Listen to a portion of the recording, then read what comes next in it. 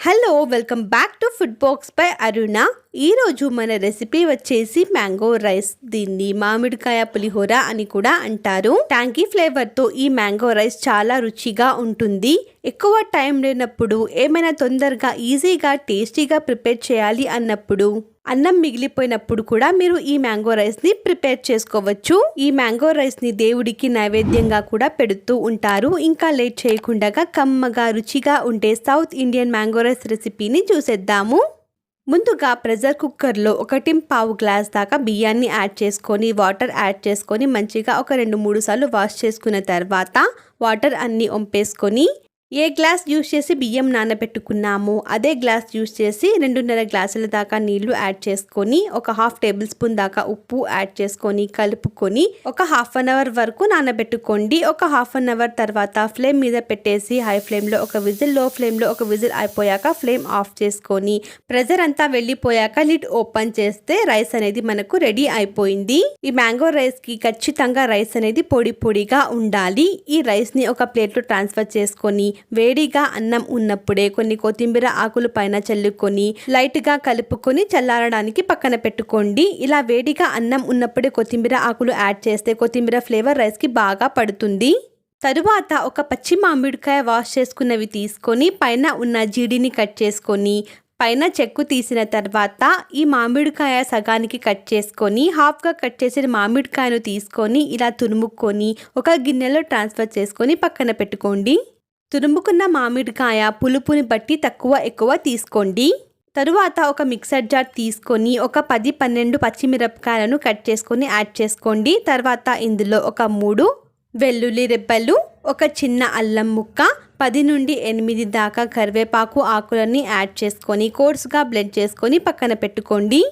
తర్వాత ఒక ప్యాన్ తీసుకొని ఒక 6 స్పూన్స్ దాకా నూనె యాడ్ చేసుకొని, నూనె వేడి అయ్యాక ఒక 2 టేబుల్ స్పూన్ల దాకా వేరుశనగ గుళ్ళు యాడ్ చేసుకొని మీడియం టు లో ఫ్లేమ్లో ఫ్రై చేసుకుందాము. ఇది కాస్త రంగు మారుతున్నప్పుడు ఒక 1 టేబుల్ స్పూన్ దాకా ఉద్దిబ్యాలను యాడ్ చేసుకొని, ఉద్దిబ్యాలు రంగు మారడానికి వచ్చినప్పుడు ఒక 1 టీ స్పూన్ దాకా ఆవాలు జీలకర్ర యాడ్ చేసుకొని బాగా కలుపుకున్న తర్వాత ఇవి బాగా చిటపటలాడనివ్వండి.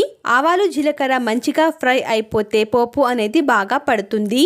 తర్వాత ఇందులో ఆల్రెడీ కోర్స్గా బ్లెండ్ చేసుకున్న పేస్ట్, ఒక 1/2 టీ స్పూన్ దాకా ఉప్పు, ఒక 1/2 టీ స్పూన్ దాకా పసుపు, కొద్దిగా ఇంగువ, కొన్ని కరివేపాకు ఆకులు యాడ్ చేసుకొని బాగా కలుపుకున్న తర్వాత మూత పెట్టేసి పచ్చిమిరపకాయలు పచ్చివాసన పోయేంత వరకు మగ్గించుకుందాము.